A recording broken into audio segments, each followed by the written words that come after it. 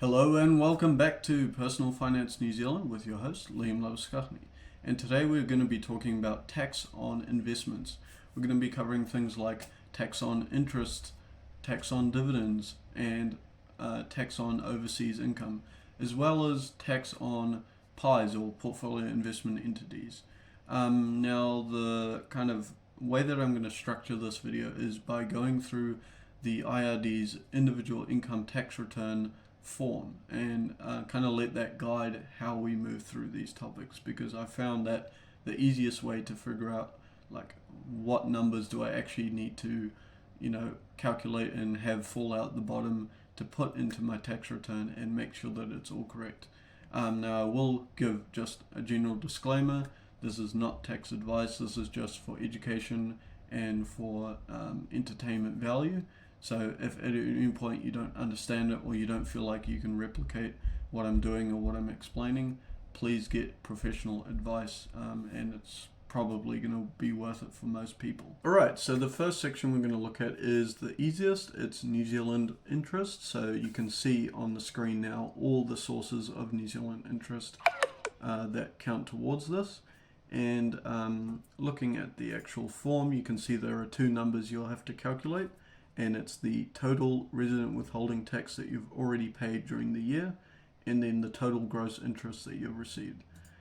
So looking through this section, there are some cases for broken term deposits, and there's a worksheet there that you can fill in.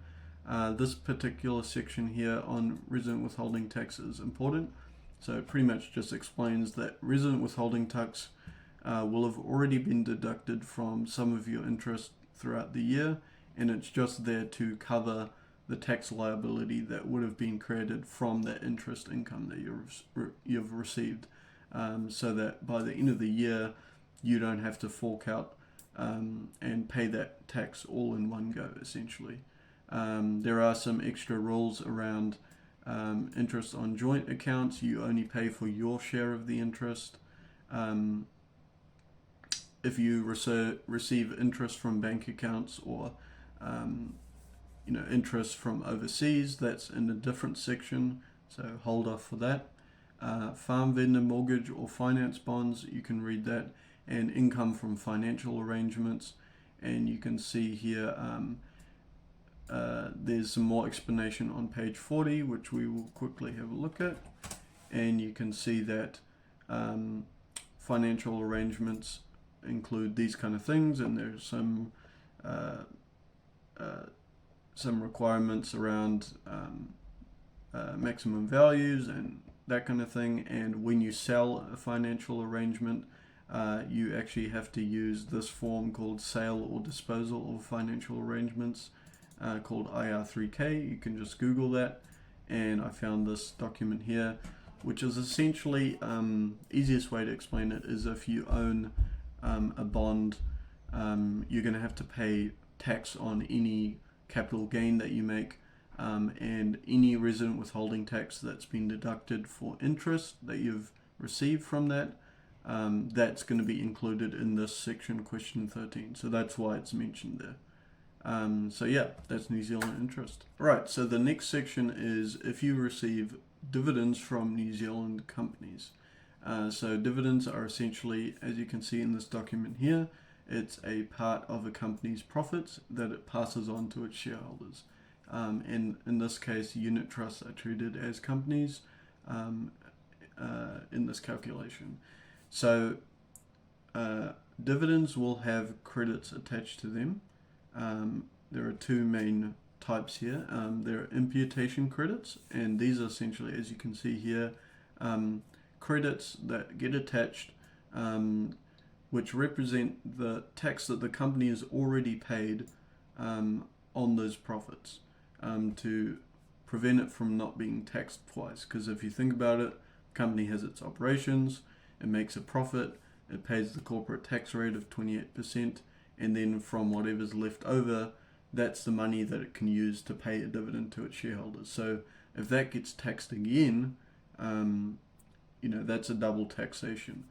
So this is what imputation credits are added for, and any amount that's still if the imputation credits do not add up to 33% of the gross dividend, as you can see here. The rest is deducted as resident withholding tax, and we've already covered resident withholding tax in the interest section. And so in terms of what that means for the form, you can see there are three numbers here.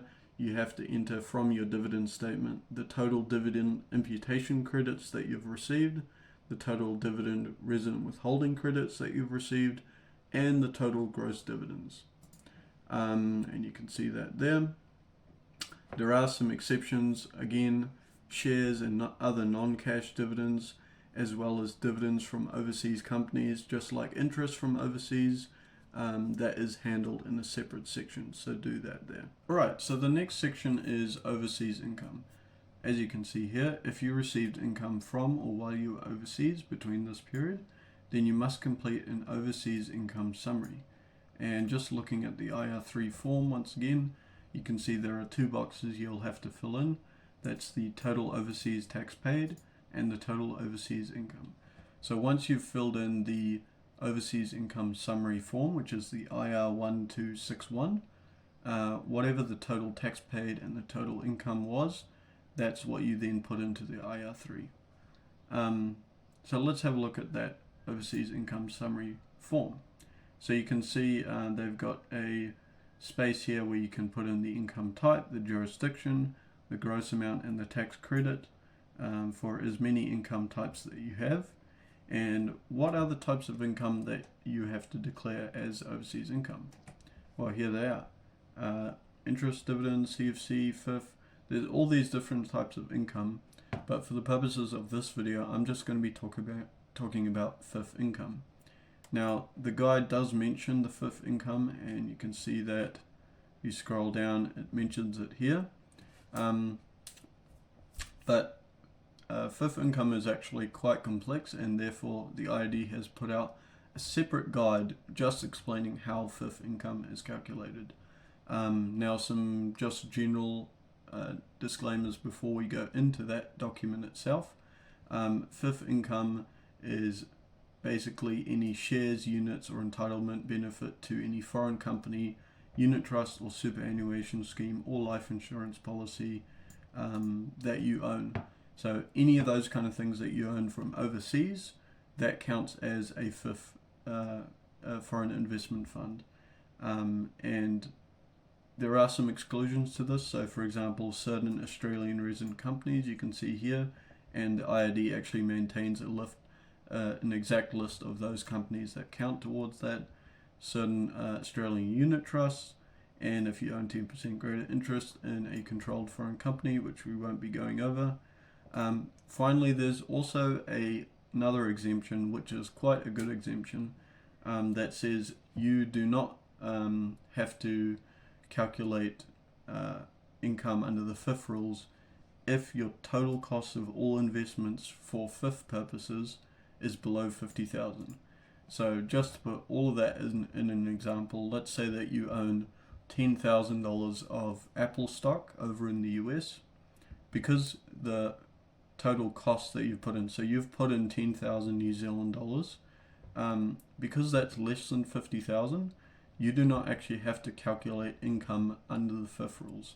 And we'll get to what you do have to do once we get to the document. So let's have a look. So here's that guide.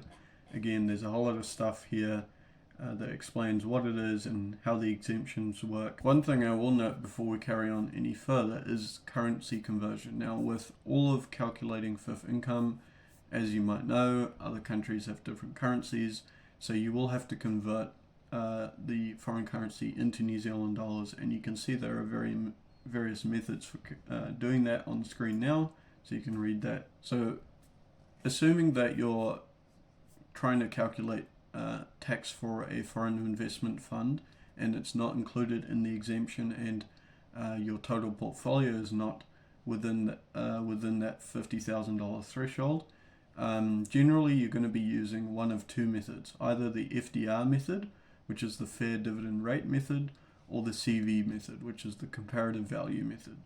Now, I'm not going to go into exact details of how these methods are calculated, but I'll give you the broad overview of what the purpose of them is and why we have two different methods. Generally, the fair dividend rate method says that 5%, an assumed return of 5% is a fair dividend rate to calculate your income on. So even if you made more than a 5% total gain on a foreign investment fund for that year, we're just going to assume that you only made a 5% gain. And similarly, with the comparative value method, if you made less than a 5% gain, then you only have to pay tax on whatever gain you did actually make. And if you make a loss, you're actually bounded to zero. So you can't actually claim a complete loss, but you can claim a zero income if you did make a loss. And just to show you where it says that, under the fair dividend rate method section, you can see here an individual or trustee of an eligible trust, and your return under the CV method, your return under the CV method is less than the FDR method. You generally have the option of using your total return under the CV method, noting that a loss on the total portfolio is reduced to zero. And finally, what I'll say about FIF, and this is very important, is that, as you can see here, for all investments where you choose between the FDR and the CV methods, you must use the same calculation method and the total result cannot be less than zero. You cannot claim a FIF loss from these investments.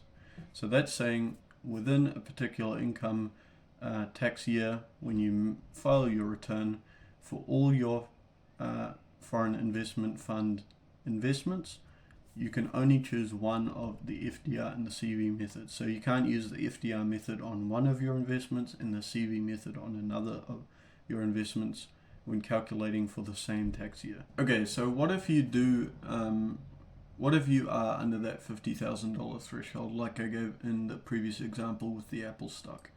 In this case, as you can see here, the total cost of attributing interest does not exceed $50,000 threshold at any time during the year. Then you will only pay tax on dividends received and gains from the disposal of shares if the interests are held on revenue account.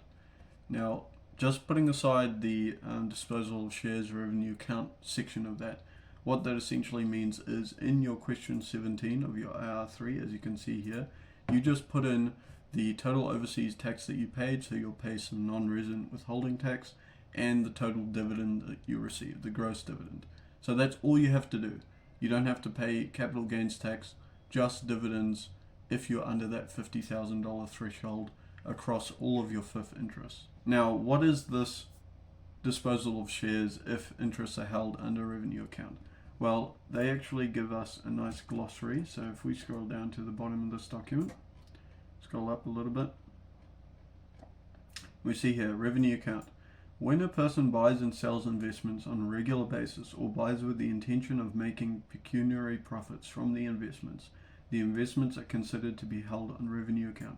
So the great news is for everyday people, if you're not out there actively trading stocks, kind of like it says, in the intention of making profits just from that trading, and you're not doing it kind of in a business type sense, again, it's kind of vague, as long as you're buying and holding for the long term, you don't have to worry about paying capital gains tax. Again, it's just the dividends, and you can declare any tax that you've paid overseas. Alright, so the last type of tax on investments I'm going to talk about is portfolio investment entities. Now, this is a tax structure created by the government for KiwiSaver funds originally, but it's now been more widely used for managed funds as well as term pies, which we'll have a look at in a second. Now, portfolio investment entities are actually taxed completely separate to the rest of your taxable income, which you can read about here in this guide. But what you should know is because it's taxed completely separate to the rest of your taxable income, the rates that it's taxed at is also different. So the rate that it's taxed at is called your prescribed investor rate, which you can see here, ird.gov.nz/PIR. If we bring that up, here are the PIR tax brackets. So you can see there are only 3 different tax brackets or 3 different rates, and it's very different to the normal income tax rates.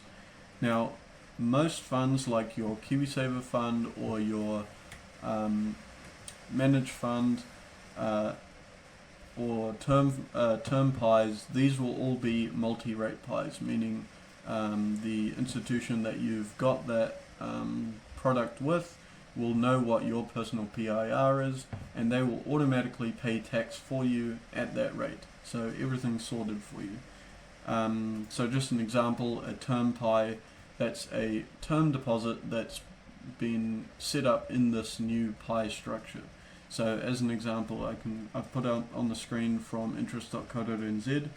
There is a term deposit here from Heartland Bank. The advertised rate is 6.1%, but because it's a term pie, it's only taxed at 28%, meaning that if you have a marginal tax rate of 30% in this example, then you will have to go out and find a term deposit that's 6.41% to get the equivalent after-tax return as this term deposit. And the same thing for the 33% taxpayer.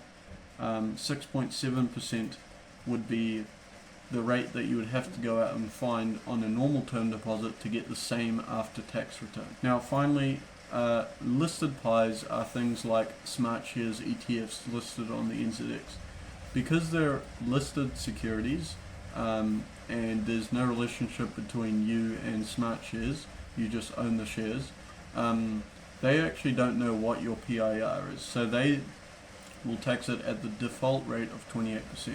So let's have a look at the IRD's guide for portfolio investment entities, and I'm just going to jump down to this section under part 1, and we can see here, and I'll just zoom in, that distributions and dividends from listed pies to shareholders, you can see that investors on a marginal tax rate lower than 28% may choose to treat the dividend as assessable income and use any excess imputation credits against other tax to pay. So to put that into English, as you can see in the IR3 guide, what they're saying is it's completely separate to the rest of your taxable income. As I've said, it's got a whole separate section here compared to the rest of the other income types. Now what you can do for a listed pie is say, my marginal tax rate is actually less than 28%, so I'm going to choose to include that dividend in question 14, I believe, under New Zealand dividends, and you would put in the gross dividend and the imputation credits and the tax that's been paid just as normal, which will basically result in you only paying at your marginal tax rate, which is less than 28%. However, if your tax rate is more than 28%, once again, that's going to be better off to not declare that and only pay the 28%.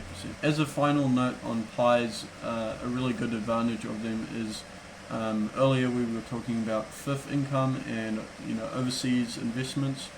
Any kind of assets within a pie do not count towards that $50,000 threshold that I was telling you about. So if you have a managed fund that's a pie and it's investing in international shares, you don't have to worry about including those in your $50,000 cost basis calculation. It basically resets you to zero. Phew, that was a lot of talk about tax. Now I must admit that is very complicated and an information overload. I can't even tell you how much time I spent researching all of this. So what I will say, having said everything that I have said, for most people it probably is going to be worth either getting a tool like ShareSite and using their premium plan, or hiring a tax accountant to work all of this stuff out for you. It might be a decent amount of money, but it's definitely not going to be as much money as the amount of time that you're going to have to put in to understand this, let alone the risk of doing something wrong and putting the wrong numbers in. So please get professional tax advice if you don't understand anything at all. But yeah, other than that, thanks so much for watching. If there's anything, general questions that you want to ask about the video, about any of the topics that I've talked about, please let them put them down below in the comments. And yeah, thanks so much for watching, and I'll see you in the next one.